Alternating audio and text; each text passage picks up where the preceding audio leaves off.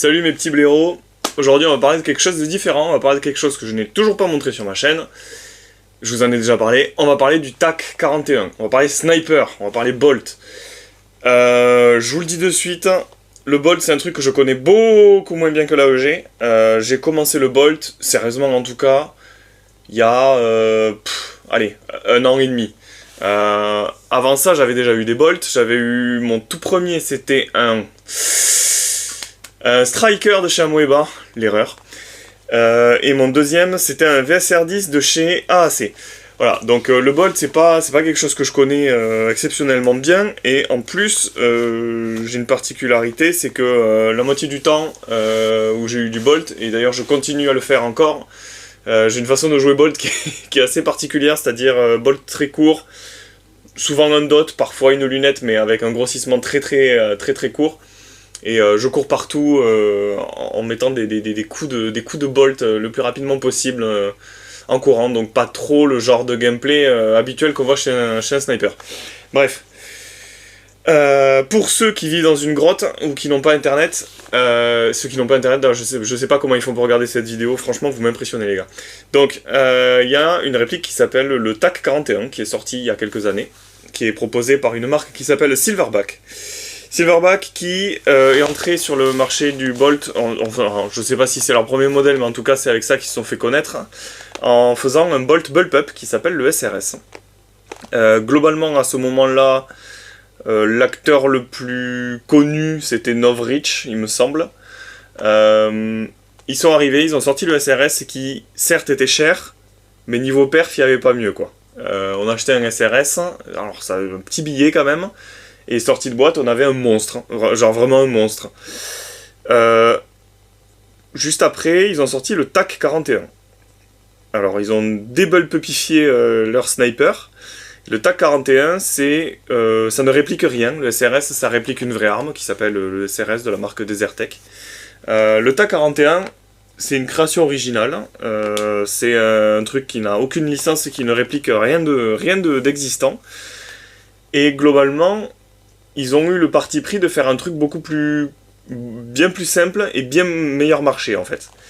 Et dans la lignée, ils ont continué et ils ont sorti le TAC LS, qui est une version du TAC 41.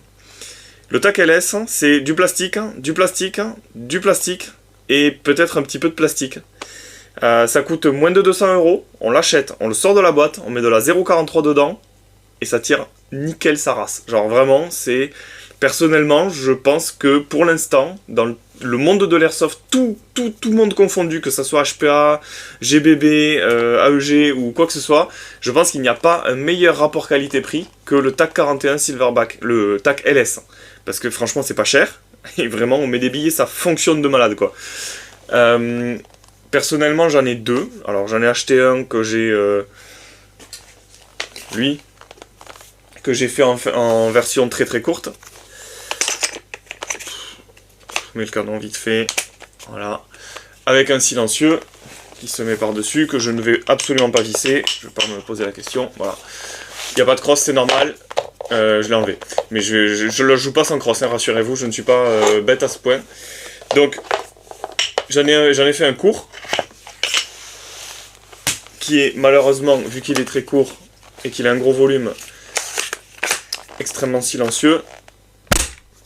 Je sais pas si ça s'est entendu correctement au micro, mais ça fait énormément de bruit. Ça, je le joue en courant partout. Et ensuite, j'en ai acheté un plus long, que je vais vous montrer aujourd'hui. Que j'essaie de rendre un peu plus normal, en fait. C'est l'enfant normal. Avec un silencieux, une tête faceless pour réduire le bruit, etc. La vidéo d'aujourd'hui ne va cependant pas se porter sur la mécanique, tout simplement parce que sur un TAC, il n'y a rien à faire en fait. Un TAC, ça fonctionne, c'est tout. Il faut rien faire d'origine en fait. Enfin, il faut rien faire de spécial dessus, parce que d'origine, tout est excellent. Vraiment, tout est excellent. La précision, elle est nickel, la portée, elle est nickel, le volume d'air, il est très bien. Franchement, tout d'origine, c'est ce qui marche le mieux sur un TAC. C'est assez fou. La seule amélioration que j'ai portée sur le mien, c'est un piston en masse variable, qui est vendu aussi par Silverback, et du coup une tête faceless, qui à mon sens est la meilleure tête pour avoir du silence.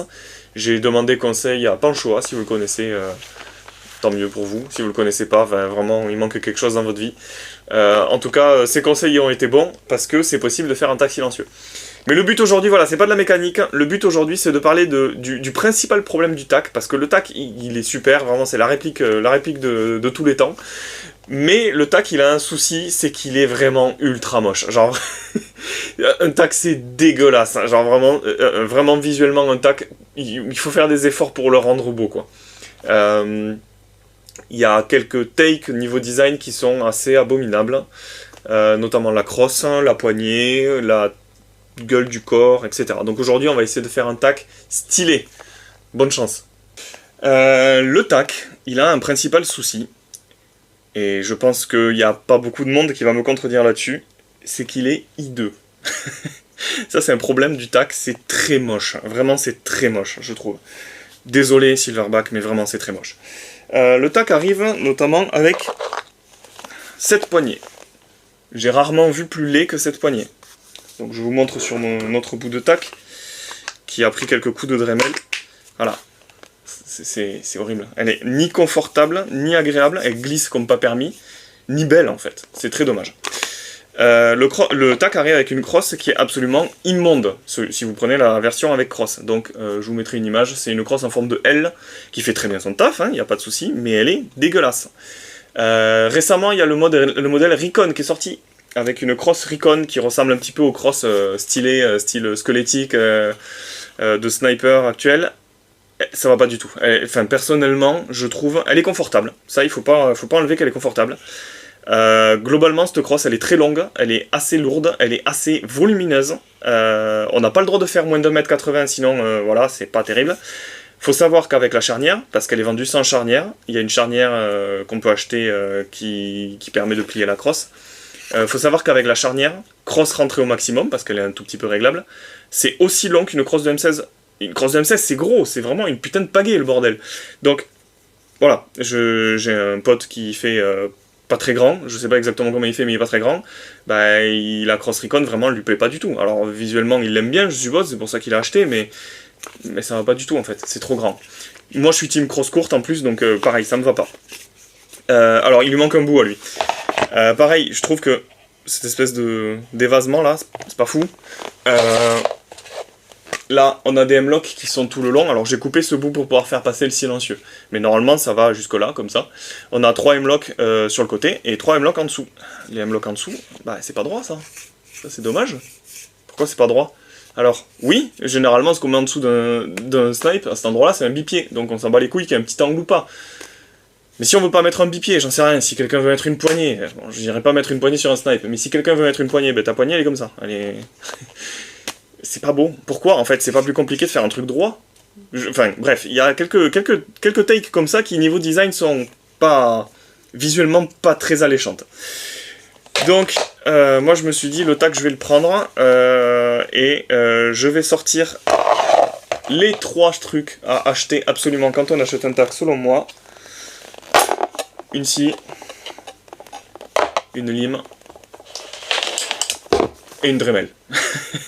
Voilà. J'ai charcuté mon tac dans tous les sens. Parce que j'ai envie d'avoir un truc joli. Et ben mine de rien, c'est pas simple. Il y a un truc qui est génial avec Silverback, c'est qu'ils ont tout un écosystème autour de leur plateforme. On peut acheter des pièces en spare, des machins, des trucs, se personnaliser un petit peu son truc. Malheureusement, je trouve que le seul produit chez eux qui est stylé, en termes de produits fantaisistes, pas de licence type le SRS ou le MDRX, etc.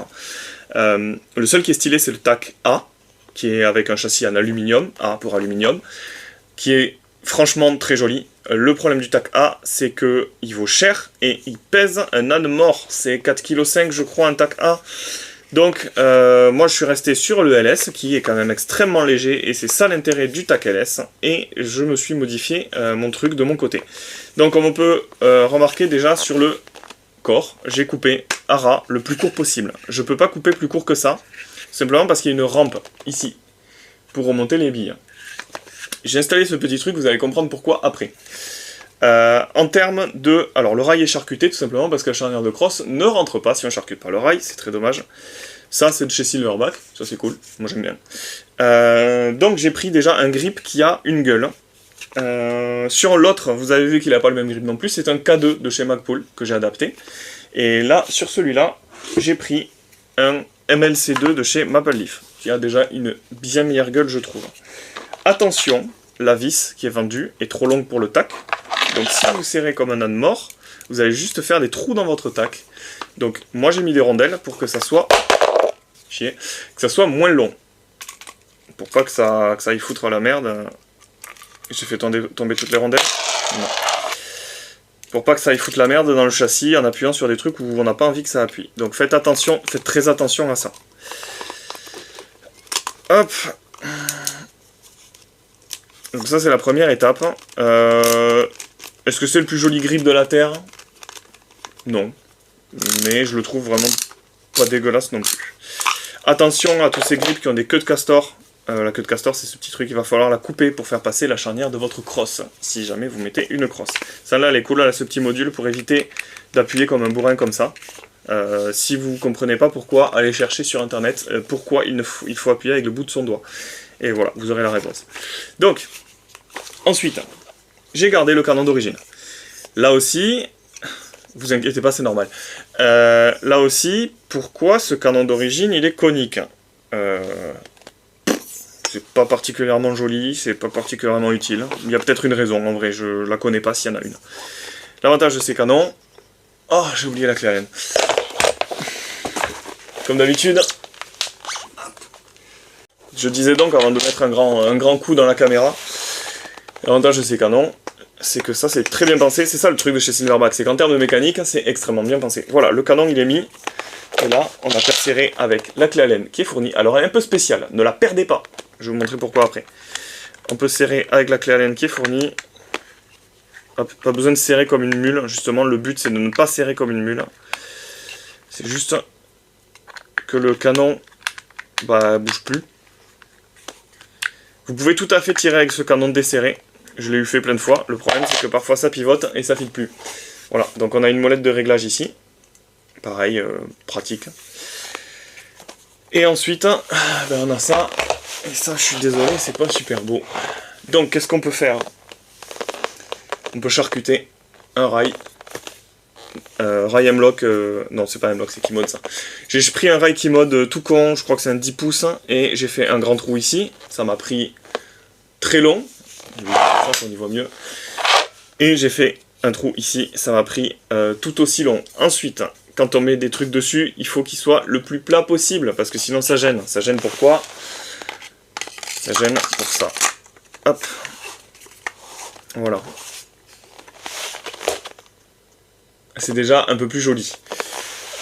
Comme par hasard, j'ai mal calculé, j'ai coupé trop court. C'est pas très grave. On fait avec.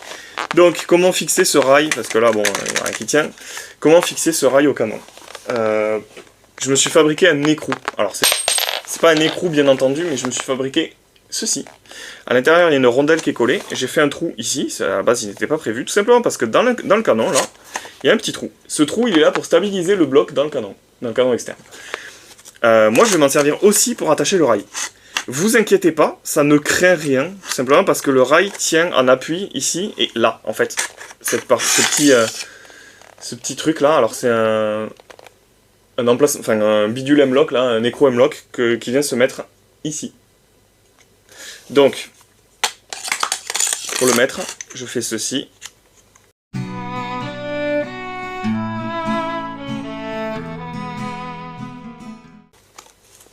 On vise le truc M-Lock en haut, voilà. Et donc là, les trous tombent pile en face. Là, déjà, rien que là, ça tient, en fait. Il n'y a limite pas besoin de la petite vis. Mais bon, il faut bien stabiliser le bloc. À l'intérieur, l'écrou se balade, donc il faut le stabiliser dans ce sens. Il faut que l'écrou soit au fond du bloc.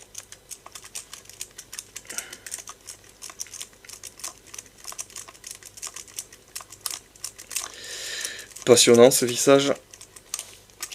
Hop là. Donc là, on a le rail qui bouge plus. Ça n'impacte pas le canon. En fait, le canon déjà a ce souci de base sur n'importe quel tac, c'est qu'il n'est pas stabilisé dans le châssis ou quoi. C'est un free float. Donc si vous appuyez sur le canon, ça va bouger ça va bouger le canon tout simplement. Donc le garde-main, globalement, c'est pour mettre des trucs dessus, mais pas pour s'appuyer dessus. à l'instar de un tac, en fait, quand on le tient comme ça. D'où cette truc qui est moche mais ergonomique. C'est très léger en fait, on n'a pas besoin de prendre le truc loin, etc. Donc, on a ça. Ensuite, on a la crosse. La crosse, personnellement, je suis parti sur une crosse Maple Leaf. Alors, j'ai acheté aussi une crosse Recon que j'ai charcutée dans tous les sens. Je vous montrerai ça quand même. Je l'ai vraiment charcutée parce que elle est trop longue. De base, elle est trop longue et trop grosse.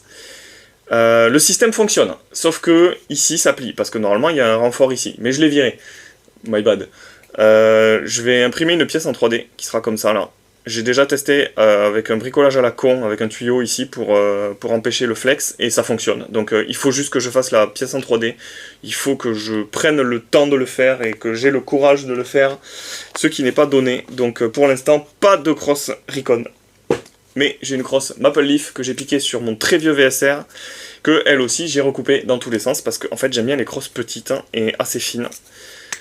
Donc cette crosse Maple Leaf, je la trouve bien supérieure à la crosse Recon, notamment de par son attache, et de par sa taille, qui est elle est vraiment beaucoup plus courte. La crosse Recon, j'ai même pas de charnière pour la crosse Recon, pour vous dire. La crosse Recon, elle s'attache, la crosse Recon a un Picatinny mâle, et le tac a un Picatinny mâle.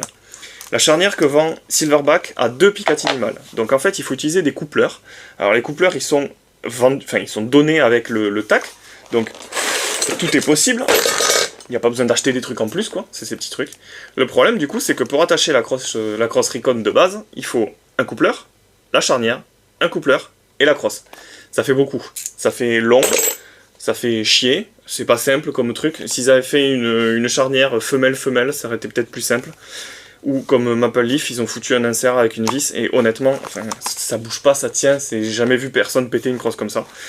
Donc, je sais pas trop, c'est dommage, hein, je trouve. Je suis vraiment pas un grand fan de la crosse Recon. On va mettre ça, alors, on peut cacher des petits M&M's là-dedans. Hop, une lunette.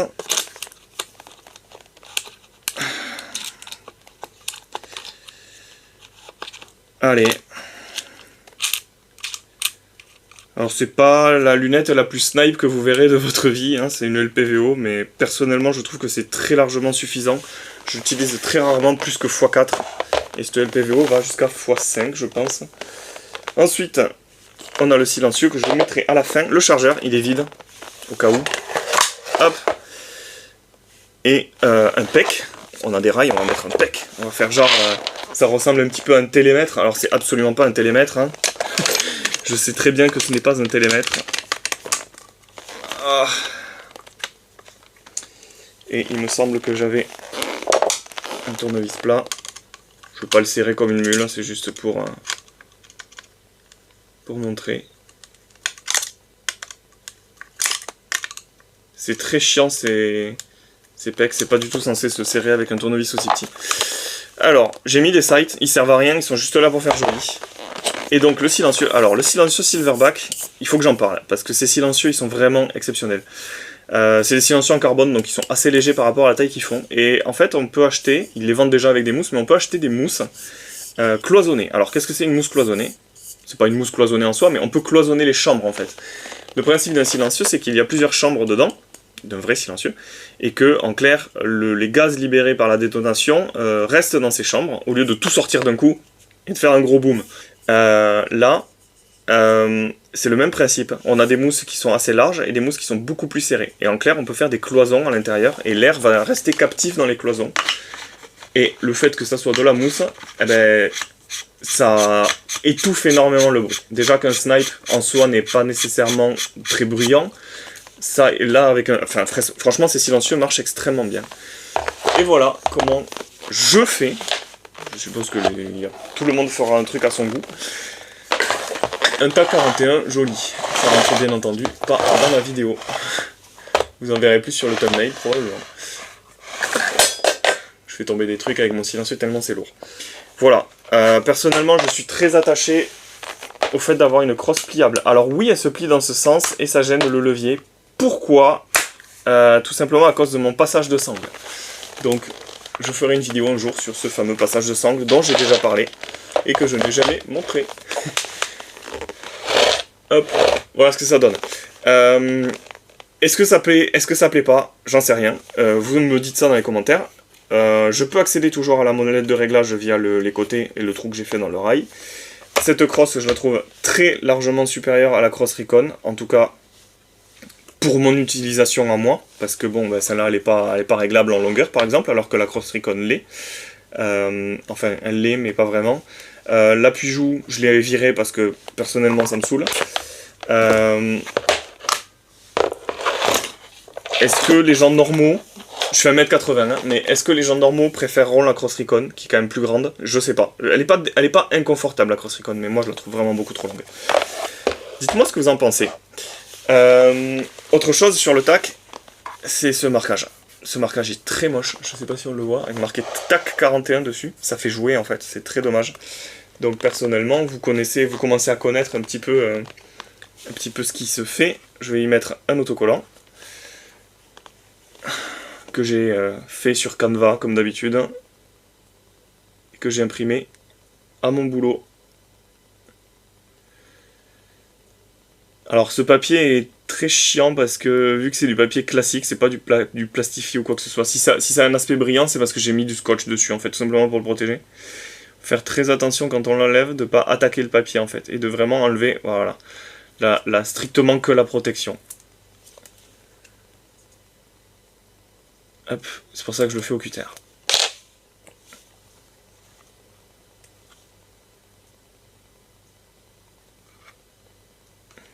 On essaie de coller ça correctement. Voilà. Allez, le marquage il est caché. J'en vais en mettre un autre de l'autre côté aussi, pour faire joli. Alors, là il y a le silverback. C'est pas le marquage le plus joli, mais en vrai il n'est pas trop dérangeant non plus. Donc il va rester.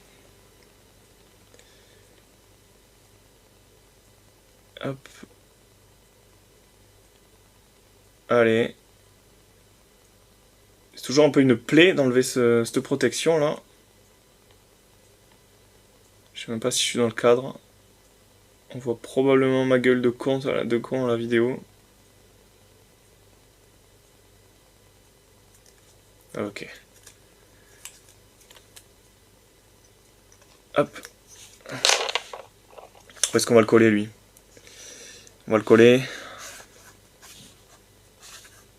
ici. Allez, ici. Hop. C'est pas droit. C'est pas grave. Là c'est droit. Et finalement, ceux-là que j'avais imprimés pour mon 417, que j'ai utilisé un peu partout parce que c'est assez universel. Il y a marqué allez regarder le manuel. Manuel du tac qui est extrêmement complet d'ailleurs. Je pense que c'est un détail qu'il faut plus souvent, dont il faut parler plus souvent parce que mine de rien, c'est cool d'avoir des informations sur sa réplique et c'est pas toujours le cas. Personnellement, j'encourage les fabricants à faire des super manuels comme Silverback a fait pour le tac. Hop, je l'ai d'ailleurs pas loin de moi, je pense. Je l'avais pas loin de moi quelque part. Ça doit être ça? Non, ça c'est celui de la Stribog. Bon, faites-moi confiance, il est extrêmement chouette. Lisez-le, c'est important. Voilà, donc visuellement, on va mettre un petit numéro. On va mettre le 07, tiens. Hop, voilà. Ça fait toujours un peu RS. Et on va faire la même sur le chargeur. C'est le deuxième chargeur. J'avais déjà noté un 2. On va pas s'emmerder peut-être. On va arrêter d'être bête. Alors ces chargeurs sont super chouettes. C'est des chargeurs 110 billes. Ce qui est énorme pour un snipe. C'est giga cool en fait. On le met dans le tac, on fait sa journée avec. Et puis en fait on a assez de billes pour la journée. On n'a pas besoin de changer de chargeur. C'est très cool et enfin, franchement je le trouve très joli. C'est très chouette aussi qu'ils aient choisi de mettre une rampe. Alors il y en a qui critiquent la rampe, qui disent ouais mais la rampe c'est chiant, il y a les billes qui restent dedans, c'est pas safe, blablabla. Les gars c'est un Bolt, il y a une sécurité, tant que t'as pas armé il n'y a rien qui sort, hein, donc calmez-vous. le truc qui est super cool avec la rampe, c'est que ça permet d'avoir un chargeur avec un placement réaliste, ici donc, et de pas avoir ces espèces de chargeurs de merde de VSR10 qu'on met à 3 km du snipe là, et du coup je préfère très largement avoir une rampe avec ce genre de chargeur. Voilà. Dites-moi ce que vous en pensez visuellement. Personnellement, je le trouve joli comme ça, alors que tac, à la base, je trouve ça vraiment pas joli. Hop. Et je vais en profiter juste de tourner ça. Je sais pas depuis combien de temps ça fait que je tourne. Ça fait 14 minutes, c'est beaucoup trop court pour une vidéo sur la chaîne. Sur cette chaîne, on va changer les masses du piston parce que je suis un tout petit peu trop puissant. Alors, qu'est-ce que c'est changer les masses du piston? Silverback, ils font un truc qui s'appelle un piston en masse variable. Qu'est-ce que c'est? C'est exceptionnel. C'est un piston où on peut visser des masses dessus qui vous permettent de changer le poids du piston. Ça va vous changer votre vélocité tout simplement. Donc, vous voyez pourquoi il faut garder cet outil. C'est pour enlever ce truc là qui retient le guide ressort. Ne perdez surtout pas cette clé. Moi j'en ai perdu une déjà. Hop. Donc, on peut sortir ça. Il y a une clé normalement. J'ai une boîte. Je sais même pas s'il y a la clé dedans. Oui, il y a la clé. Alors ça c'est cool avec Silverback, il donne vraiment tout. Hein. C'est royal, il donne vraiment absolument tout. On a tout ce qu'il faut pour entretenir son tac ou changer les pièces. C'est pas mal. Tout ce qu'il faut sauf, j'y viens, sauf le chalumeau. Pourquoi le chalumeau? Parce qu'à la base, on n'a pas cette tête sur un tac. Donc si on veut mettre une tête comme ce que moi j'ai mis, c'est une tête Faceless Mouse Fart, je crois qu'elle s'appelle.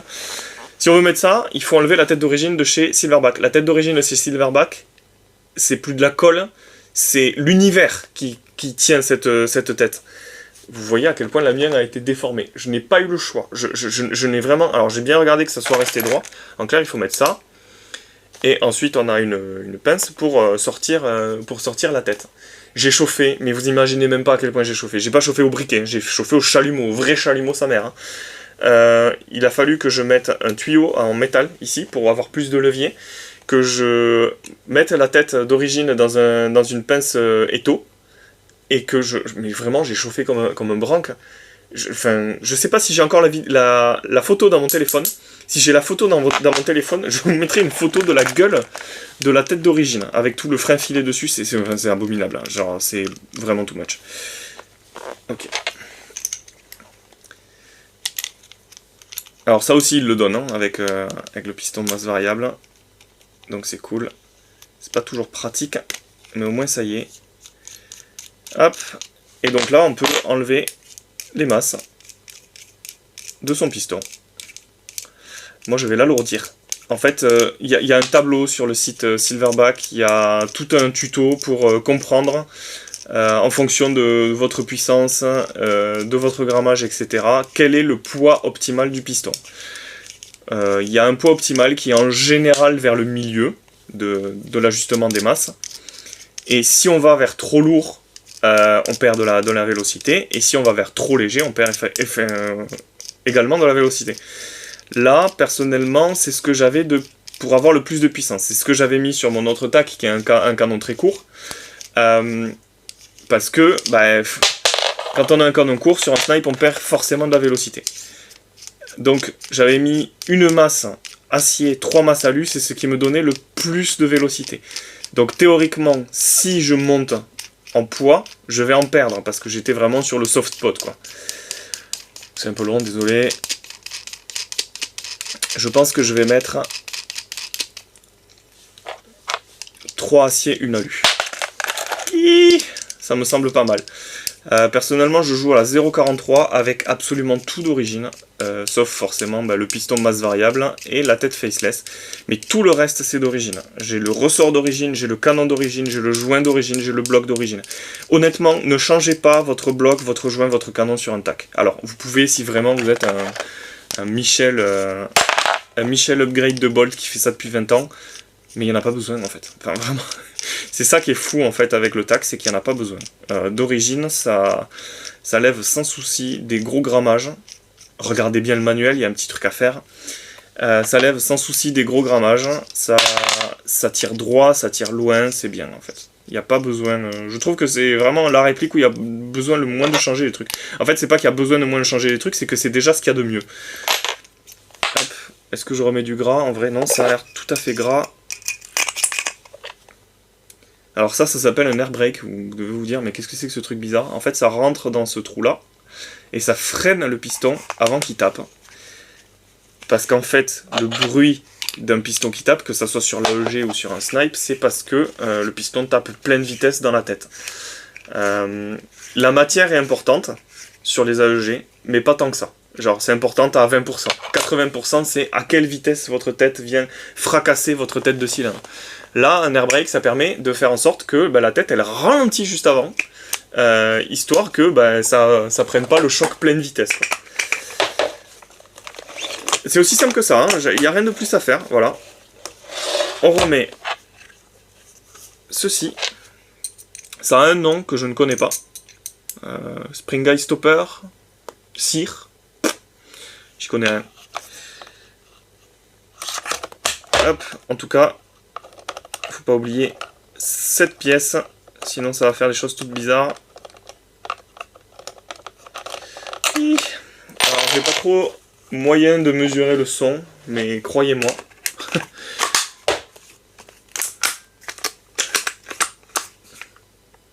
C'est extrêmement silencieux. Alors je sais pas si au micro ça va s'entendre à quel point c'est silencieux, mais c'est moins. Alors, si vous voulez le plus gros silence qui est atteignable en snipe, je pense que c'est le SRS. Honnêtement, le SRS c'est d'un silence, c'est fou. Le TAC est pas si silencieux que ça. Étant donné que c'est vaguement... ça ressemble vaguement à un VSR10, très loin en vrai d'un VSR10, mais c'est la même architecture entre guillemets, dans ce sens-là, quoi. C'est très silencieux, c'est beaucoup plus simple d'être silencieux sur un TAC que sur un VSR10. J'avais un VSR10 avant et c'est quand même assez compliqué, c'est assez chiant en fait d'être silencieux sur un VSR10. C'est tout à fait possible, mais alors là... je sais même pas... Ah, et il n'y a pas de bille, hein. Avec une bille c'est encore plus silencieux. Donc très content de ce TAC, aucune upgrade interne à faire, c'est pas parce qu'il n'y a aucune upgrade interne à faire qu'il n'y a pas d'upgrade à faire en externe. Bon alors ce TAC, qu'est-ce qu'on en dit? Eh bien je suis allé le jouer ce week-end, voilà à quoi il ressemble. J'ai pas remis le silencieux, il est là. En fait si je mets le silencieux, le problème c'est qu'il ne rentre pas dans la caméra parce que c'est quand même assez long. Donc ce TAC, je suis allé le jouer ce week-end, dans cette configuration qui est plus esthétique qu'autre chose, hein. Niveau mécanique, y a que dalle, hein. Je me suis plutôt pas mal amusé. J'ai juste rencontré un souci qui n'a rien à voir avec l'esthétique. Le souci que j'ai rencontré, c'est que vous avez vu dans la vidéo, vous m'avez vu installer le canon clac-clac comme ça, là. C'est super, franchement c'est cool. Sur mon premier TAC, donc le vert, j'ai dit que c'était nickel, le TAC marche super bien, franchement il marche tellement bien que je verrouille même pas mon canon souvent, parce qu'en fait je le mets clac-clac et c'est bon quoi. Et j'ai un pote, le même pote qui n'aime pas sa Cross Recon parce qu'elle est trop longue, il a raison, me dit ouais le problème c'est que l'usinage il est pas nickel et en fait quand on le met à fond et qu'on le tourne à fond, et c'est pas droit. Et moi je lui dis, bah mais tu racontes de la merde, arrête de raconter de la merde, tu racontes de la merde. 3 fois je lui dis. C'est très bien, moi le mien je le mets, c'est droit, c'est toi qui es en train de psychoter. En fait il avait raison, c'est-à-dire que sur celui-là, c'est pas droit non plus. Effectivement quand j'ai mis le canon, je l'ai mis à fond, et j'ai du side spin sur le côté gauche. Donc j'ai dû retourner un petit peu le canon, c'est pas compliqué, j'ai assez de marge pour pouvoir le faire, j'ai retourné le canon, j'ai bien serré sa mère ici pour que ça soit droit, et ça allait beaucoup mieux une fois que c'était droit. Mais je me suis quand même un petit peu énervé pendant la partie de ce week-end. Je ne comprenais pas pourquoi j'avais ce side spin qui était forcément au mauvais moment où je devais shooter un gars qui ne m'avait pas vu. 2 gars qui ne m'avaient pas vu même, bref. Un side spin assez pourri et c'est très dommage cette histoire d'usinage, donc c'est pas pareil sur tous les TAC. Il y en a où vous allez avoir de la chance, il y en a où vous n'allez pas avoir de la chance si vous prenez un TAC. Dans tous les cas, c'est rien de bien méchant, mais faites-y attention, pensez-y, sachez que ça existe. Donc ce TAC, franchement, visuellement, je le trouve plutôt stylé. Alors que le TAC de base, hein, on le redit, c'est très moche, avec ce rail. Ça ne bouge pas en jeu, je n'ai eu aucun problème de rail qui se dévisse ou de quoi que ce soit qui bouge, hein, ou voilà, à part le canon qui, une fois serré, il n'y a plus de soucis. Par contre, Alors, vu qu'avant je jouais, je le remets finalement, vu qu'avant je jouais avec un tac qui était minuscule, j'ai passé à peu près la journée à mettre des coups dans mon tac, parce que c'est quand même très très long comme ça. Donc est-ce que à terme je vais peut-être un petit peu réduire le canon externe, et peut-être pas abuser avec un silencieux si long, je sais pas. Mais ça a quand même, je trouve une gueule assez sympa comme ça. L'Ampex c'est juste pour faire joli, il n'y a même pas de pile dedans. Voilà. La Cross Maple Leaf, je l'aime bien parce qu'elle est plus courte du coup que la Recon, mais j'aime bien aussi le fait de l'avoir coupé, c'est vachement plus léger visuellement. C'est quand même un tout petit peu, encore un tout petit peu trop long, hein. Je suis vraiment, je suis en train de postillonner partout, je suis vraiment un abruti de la crosse courte, donc je vais voir si je ferai pas une toute petite vidéo avec une nouvelle crosse, je vais voir si je trouve quelque chose. En tout cas, tout ce que je peux vous dire, c'est que, franchement, là comme ça, j'aime le jouer. Pas en termes de perf, parce qu'il n'y a rien qu'à changer, mais en termes visuels, j'ai l'impression d'avoir un snipe stylé. Alors j'ai pas de chargeur qui traîne sous la main, tant pis. J'en ai un, mais c'est un petit, donc on s'en bat les couilles. Le but c'est d'avoir un gros bloc là. Voilà, je le trouve beau en fait. Là je le trouve beau. C'est du bricolage, il y a encore les traces de découpe ici. Il y a ce truc, je pourrais le cacher avec un truc imprimé en 3D, c'est probablement ce que je vais faire d'ailleurs. Parce que là, ça craint pas. Voilà, j'ai encore tapé le silencieux par terre. Pareil, la crosse, bon, peut mieux faire. Je ferai mieux, promis. Mais comme ça, je le trouve plutôt joli. Merci, j'ai des remerciements à faire. Merci à Alumix et à GrowQuick. Vous pouvez trouver leur chaîne YouTube dans la description. Donc, GrowQuick notamment avec sa communauté Sniperland. Si vous ne connaissez pas, bah, sachez qu'il avait déjà 20 ans d'airsoft, j'étais toujours pas né. Hein. Donc c'est quelqu'un qui est dans le milieu depuis très longtemps. Sniperland, si vous connaissez, si le nom vous parle, c'est normal, c'est vraiment le forum iconique. Ils ont aussi un Discord et donc la chaîne YouTube de GrowQuick. Alumix, il fait des trucs bizarres, c'est-à-dire trouer des pièces de... je sais plus, une pièce en centimes avec un snipe. C'est-à-dire très fort, il fait des trucs, voilà. allez voir leur chaîne YouTube, merci à eux qui ont pu m'aider, merci à Panchoa aussi qui a pu m'aider. Je vous conseille d'acheter un tac, franchement, ne serait-ce que pour tester le sniping, je vous conseille d'acheter un tac. C'est vraiment l'époque où on disait aux joueurs, non, va pas faire du snipe, aux nouveaux qui voulaient absolument faire du snipe, non, fais pas du snipe, protège ta famille, tes enfants, et ta carrière, n'achète pas un snipe. Et ben, cette époque elle est révolue. Franchement, achetez un snipe, mais si vous en achetez un, achetez celui-là, le TAC LS de chez Silverback. Pour 200 €, vous pouvez pas vous tromper. Franchement, vous pouvez pas vous tromper. Il n'y a rien à faire dessus, à part correctement installer le canon. Mangez-en, c'est trop cool.